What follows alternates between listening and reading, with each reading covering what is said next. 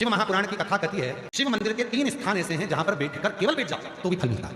शिव मंदिर के, शिव धाम के, शंकर के मंदिर के 3 स्थान ऐसे हैं जहां बैठ जाओ, कुछ मत बोलो तो भी फल मिल जाता है। कौन से 3 स्थान बताए? तो वर्णन किया तुमरुका जी ने चंचला देवी को। पहला, मंदिर में जहां नंदी बैठता है उस नंदी के जो पांव उठा हुआ रहता है नंदी का, उस पांव के पास वाली जो जगह होती है, सीधा जो हाथ होता है, वहां बैठ जाओ। भले कुछ मत मांगो, थोड़ी देर बाबा का दर्शन कर लो, श्री शिवाय नमस्तुभ्यम कर लो, ओम नमः शिवाय कर लो, कुछ भी नहीं मांगोगे तो भी भोलेनाथ तुम्हें खाली नहीं भेजेगा। 3 स्थान बताए। पहला नदी के पास जो चरण उठाए मतलब नंदी उस चरण के माध्यम से आपके कष्ट को मिटाने के लिए शिव को बिठाकर तुम्हारे दरवाजे तक लाए। पहला। दूसरा, जलाधारी, समझिएगा जरा, थोड़ा ध्यान दीजिए। जैसे ये शिवलिंग है, ये जलाधारी है, गोल, ये पानी जहां से बहकर जाता है, जहां से भी बहकर जा रहा है, आपको उस मतलब नहीं बचे। जलाधारी जो पानी बहकर जा रहा है, इस जलाधारी के विपरीत दिशा में उत्तर में पानी बह रहा है तो दक्षिण में आप देखो, ये जलाधारी जिस साइड बह रही है उसी ओर मुख करकर आपको इधर बैठना है, इधर मुख करकर शिवलिंग की ओर मुख। ये दूसरा स्थान बताया। ये जो स्थान है ये माता लक्ष्मी का स्थान, ये जो स्थान है कुबेर का स्थान, ये जो स्थान है सिद्धियों का स्थान, अष्ट सिद्धि नवनिधि। इसी स्थान पर बैठकर भगवान शंकर से वर प्राप्त करते हैं। ये वो स्थान जहां बैठकर आप कोई मंत्र भी नहीं पढ़ोगे, कुछ बोलोगे भी नहीं, बैठने पर ही आपको फल की प्राप्ति होना प्रारंभ हो जाती है। ये दूसरा स्थान स्वयं तुमरुका जी ने चंचला देवी को कहा। ये 2 स्थान। और शिव मंदिर का तीसरा स्थान, भगवान शंकर के मंदिर का तृतीय स्थान कहा गया। तीसरा स्थान, जब हम मंदिर से बाहर निकले और उस मंदिर से या ओटला हो या कोई मंदिर है कोई, इसीलिए हमने देखा है कुबेरेश्वर धाम पर लोग आते हैं तो कुबेरेश्वर धाम का जो गेट होता है ना, अब तो कुबेरेश्वर धाम का 6 गेट हैं कुबेरेश्वर धाम पर, तो 6 गेट में से जो एक गेट, पहले नंबर, दूसरा नंबर, तीसरा नंबर, 4 नंबर, 5 नंबर, जिस भी गेट में से लोग अंदर आते हैं उस गेट में से अंदर आते हैं तो सबसे पहले गेट पर दंडवत करें, गेट पर दंडवत करें, मात्र 100 प्रणाम करें, 4-5 दंडवत करते हुए चले जाएं। कई लोगों की ऐसी आदत होती है चौराहे पे से दंडवत करते हैं, कई लोगों की ऐसी आदत होती है कि वो सीहोर के रेलवे स्टेशन पर उतरेंगे और 11 किलोमीटर तक सबका अपना।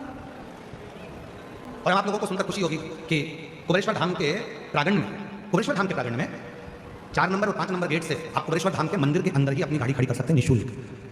पार्किंग का कोई पैसा आपको देना नहीं, मंदिर के अंदर ही गाड़ी जाती है।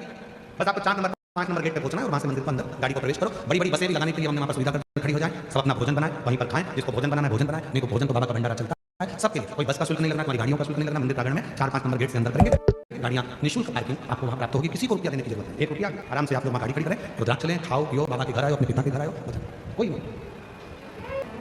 शिव तत्व। तो हमने देखा है कि कई लोग दरवाजे से दंडवत करते हैं। तीसरा स्थान तुमरुका जी चंचला देवी को बता रहे हैं कि तीसरा स्थान ऐसा है भगवान शंकर के मंदिर का द्वार, शिव मंदिर का द्वार।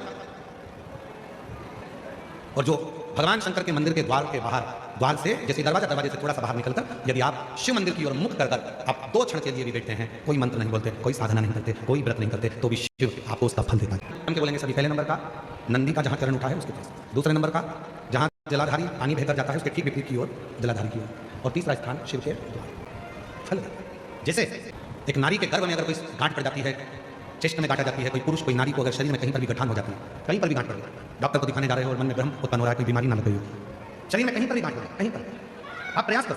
शिव मंदिर के जब पूर्णिमा का दिन हो, प्रदोष का दिन हो, सोमवार की अष्टमी का दिन हो, सोमवार का दिन हो, चंद्रमा की रोशनी जब शिखर पर पड़ रही है और उस शिखर की छाया जहां पड़ रही है उसी जगह पर बैठकर एक बेलपत्र शिव पर चढ़ी हुई चबा कर रात्रि के समय उसको खाना प्रारंभ कर दो। 3 या 4 प्रदोष, 3 या 4 सोमवार, 3 या 4 पूर्णिमा करोगे, शरीर की गांठ धीरे धीरे गलना प्रारंभ हो जाएगी और शरीर में गांठ नहीं होगी, वो रोशनी। और इसका प्रताप यहाँ वर्णन किया गया। देखिए शिव महापुराण की कथा में स्वयं नंदी जब भगवान शंकर के पूजन की तैयारी कर रहे थे और चंद्रदेव का आगमन हुआ, चंद्र को प्रणाम किया, चंद्रदेव के अंदर अभिमान आ गया कि मुझे प्रणाम कर रहा है, नमन कर रहा है। किसी को लगता है प्रणाम करो तो उसको लगता है कि मुझे प्रणाम करना है, मुझे जगह दी गई, मुझे स्थान दिया गया ना, प्रणाम किया, बड़े के नाते, सम्मान के नाते। चंद्रदेव ने पूजा की थाली को देखा और देखकर पूजा की थाली को चंद्रदेव ध्यान नहीं दिए और चंद्रदेव नंदी को कुछ अपशब्द करने लगे। अपशब्द कहते हैं तो नंदी का दिल रोता है भीतर से।